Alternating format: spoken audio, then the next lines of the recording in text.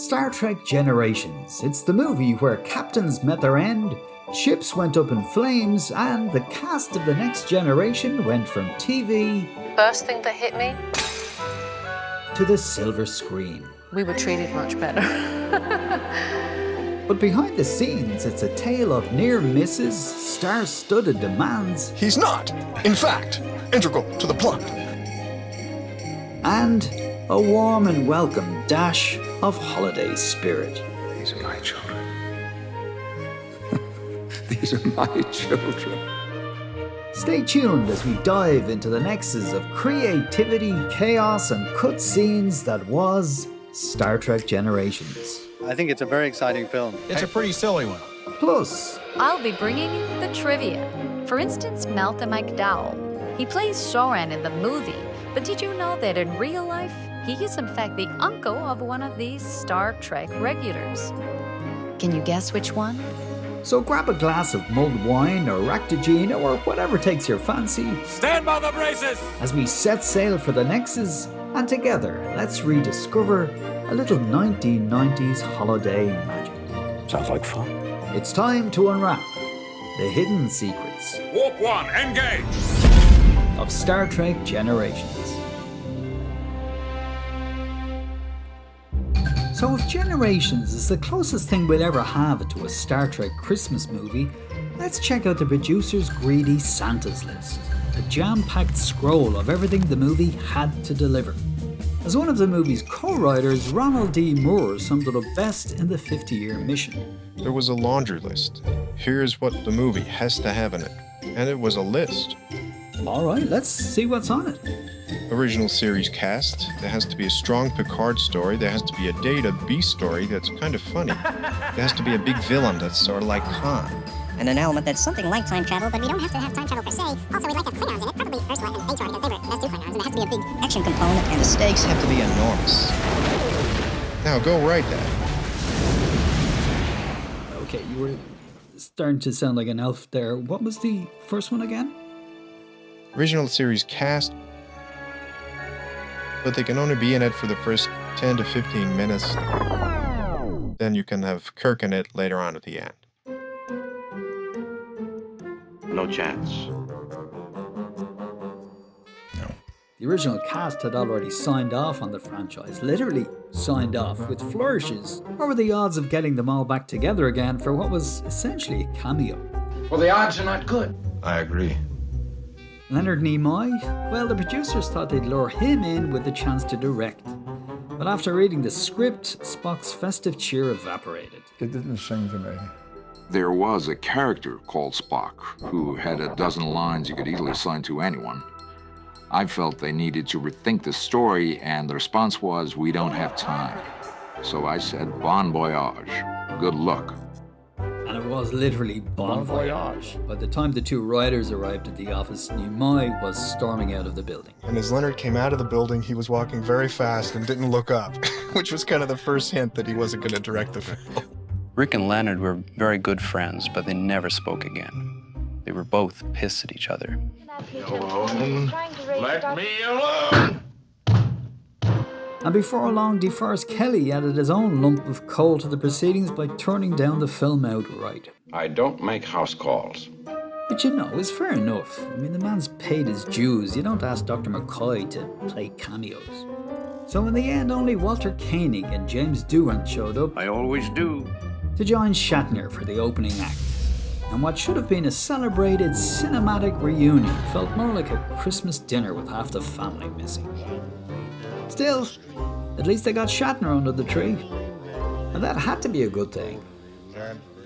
Right? From the moment they heard both Starship crews might be in the movie, the writers were buzzing with an idea they believed would be a surefire crowd pleaser. A movie poster that showed the two Starship Enterprises facing each other, phasers blasting, locked in combat. Kirk versus Picard. Fire. Two captains. Fire. One survivor. Fire. Star Trek. Fire. Generations. That does sound like it'd sell a few tickets, doesn't it? But there was a risk. What if Kirk versus Picard turned into Shatner versus Stewart? Let's talk about that, because as captain of the Enterprise, so to speak, it's no secret that William Shatner had never exactly rolled out the red carpet for The Next Generation. In fact, almost from the get-go, as soon as the show was announced, Shatner was quick and brutally candid with his opinion. And what was his opinion? Let me hear it. The truth. I think it is a mistake. To call a series Star Trek that doesn't have the cast and the ship in it is an error. I don't understand the reasoning. I'm not connected with this TV series at all. But Shatner didn't stop there. Apparently a shot across the bow was insufficiently convincing. He went on to question whether the quality of the new show would hold up, or if it might just drag the whole Star Trek franchise down. Well, as you might expect, Shatner's outspokenness I will not permit this outrage. didn't go unnoticed. There'd been certain reports that Bill had made some negative remarks about our series and so forth, and we'd all of us felt a little bit uneasy about that. There was also the fact that unlike castmates Leonard Nimoy, DeForest Kelley and James Doohan, when it came to The Next Generation, Shatner had never guest starred. Now, maybe that's because he was never asked, maybe he declined. Either way, though, his absence didn't go unnoticed either.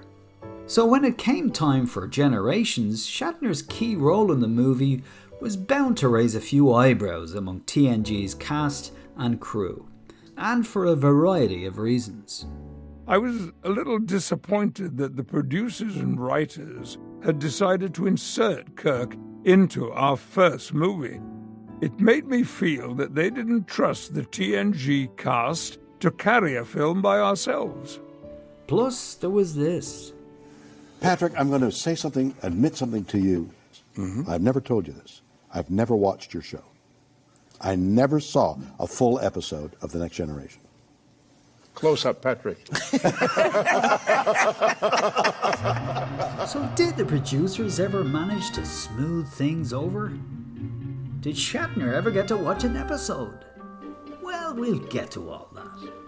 But first, let's step away from all the family squabbles and spend a little moment with our always cordial Uncle Brent. Merry Christmas to you. Now there's a guy who seems to have his emotion chip well and truly figured out. And when it comes to business, old Brent seems to have his head well screwed on.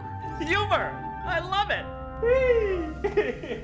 Before The Next Generation TV series had even wrapped, The Next Generation's movie deal was already on the cards, and the cast was eager to get their contract negotiations sorted and sign on for their first big screen adventure.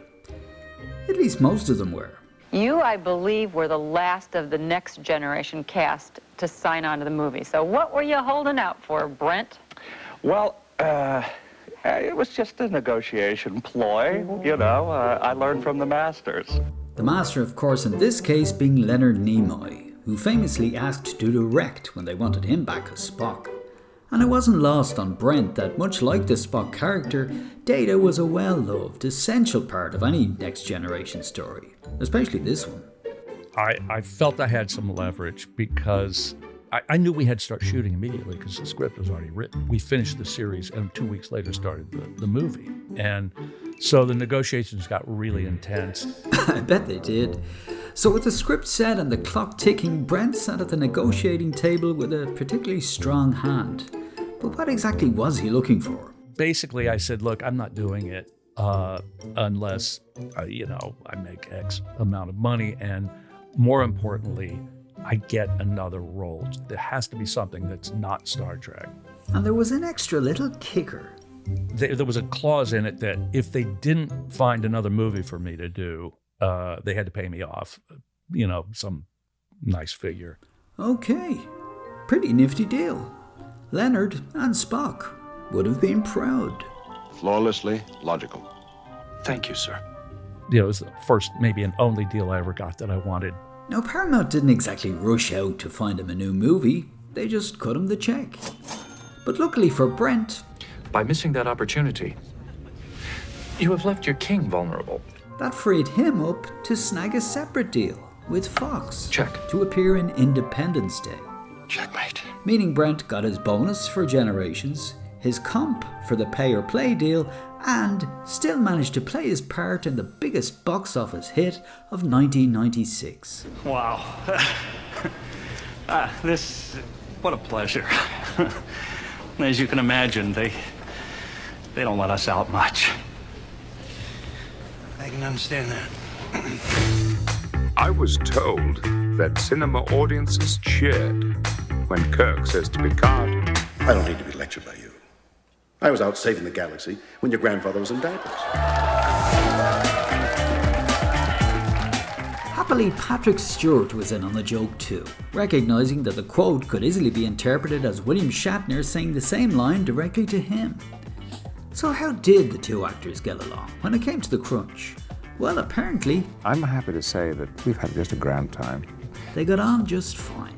The joy of working with Patrick means that in addition to having some fun on a movie, I've made a friend, and that's equally important to me. Hear, hear. So any past differences clearly forgotten. We have to work together. We are working together. But hold on, you might be asking yourself, what about the whole Shatner never watched a single episode of TNG thing? What about that? Well, in typical Spock fashion, There's only one logical answer. Leonard Nimoy had an answer. And the answer is... I don't buy Did you ever watch this? I don't buy it. Did you watch Bill, I love you. You're my buddy. We're very close to each other, and you're lying. What are friends for? And we'll get to the heart of the movie in a moment, but first... Hi, I'm Tracy, and welcome to some Star Trek Generations trivia. Buckle up. This one's full of twists, turns, and family ties. Let's kick things off with the end of a legend. William Shatner, the iconic Captain Kirk, was never quite satisfied with Kirk's death scene in Generations. He felt his final words, "Oh my," came off more fearful than the awestruck wonder he was going for. Fast forward to Shatner's 93rd birthday, and guess who gave him a chance to fix it? Jimmy Kimmel. Talk about a belated do-over. Okay, so let's compare and contrast. Here's the first one. Oh my. Okay, now let's see how the do-over worked out.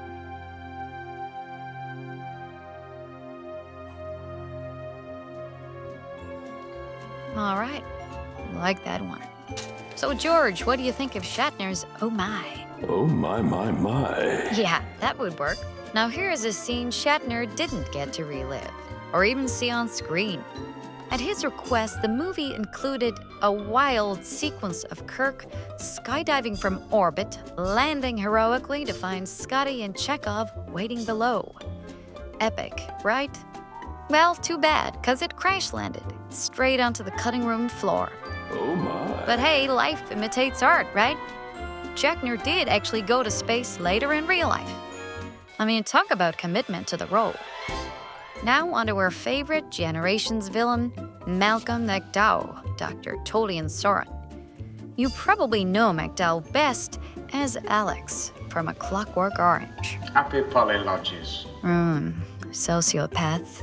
But did you know the actor is the uncle to a Star Trek regular? Well, I've already teased this, right?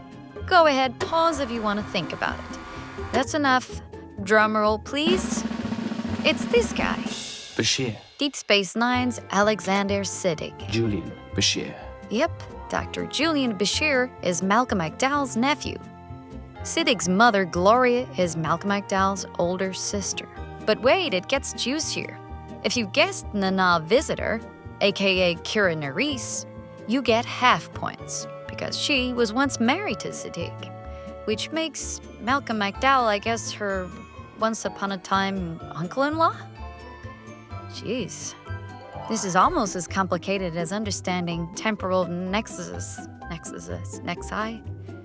Whatever. If you're enjoying this video, please do the YouTubey things and subscribe if you want to see more. And while we share some interesting trivia on screen, I gotta ask, is Generations really a Star Trek Christmas movie? I mean, I get it, there's snow, Christmas trees, gifts, family stuff, but that's just one scene, right? I don't know, let's just say I'm ready to hear arguments, for and against. Okay, I'm out of here. Live long, stay curious, and see you next time. Test screenings can make or break a film. For generations, the test audience delivered a message that came through loud and clear. And it wasn't a good one. So we're watching the movie with the test audience. When Kirk dies, there was this utter silence. In the original ending, Kirk's death is abrupt and pointless. 24th century isn't so tough. Shot in the back by Soren. The idea was to show that even legends can meet a pitiful end. The result, though, was an ending test audiences hated. We'd lost them, and we all knew it. Luckily, Star Trek was a property that Paramount had big plans for, so for studio head Sherry Lansing, the solution was simple. Sherry sat down and she just looked at us and she said, okay, well, you have a great movie, but you have a bad ending. So, we're going to give you some more money and go out and reshoot the ending. So with less than 2 months to go before the movie was to hit theatres, the writers scrambled to revise the climax, while the production crew and its 3 key actors prepared for a return to the Valley of Fire, to capture this movie's third, and this time definitely final, Kirk death scene. Back at Paramount, having captured the destruction of the Enterprise on screen, it was now time to say goodbye to the ship in reality. For the Next Generation cast, the sets of the Enterprise D, housed on Paramount Stage 9, had been home for 178 episodes of television. Tearing them down marked the end of an era. For 7 years, from early in the morning to sometimes late into night, these corridors had been filled with laughter, camaraderie, and more than a little sharp-witted ribbing.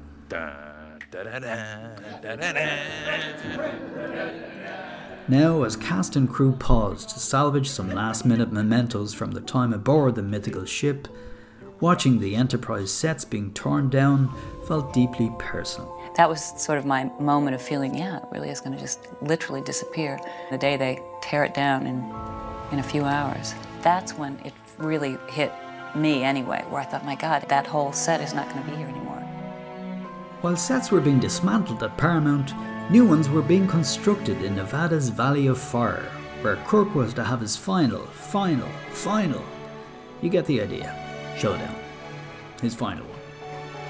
And while this farewell was boosted to the suitably heroic, explosive heights that befit Kirk Shatner's legendary status, the result was still the same. This was the end of an era. You must say goodbye now. I don't want to say goodbye. Goodbye, my friend. Goodbye, darling. I'll miss you. But just like the holiday season bridges the end of one chapter to the start of another, Star Trek tends to fade us out on a hopeful note. And as much as Generations is about starships, Nexus ribbons and angry Klingons, it's really a story about time. How we use time, how we waste it, how we make peace with it. So maybe it's no coincidence that the movie has echoes of Christmas. Holidays have a particular way of making us aware of the passage of time. Empty chairs at the table, reminding us to cherish what we have in the moment. Family, friends, the things that matter. And for all its flaws, Generations leaves us with the age-old message. Time is fleeting. We should savor every moment. Spend it well.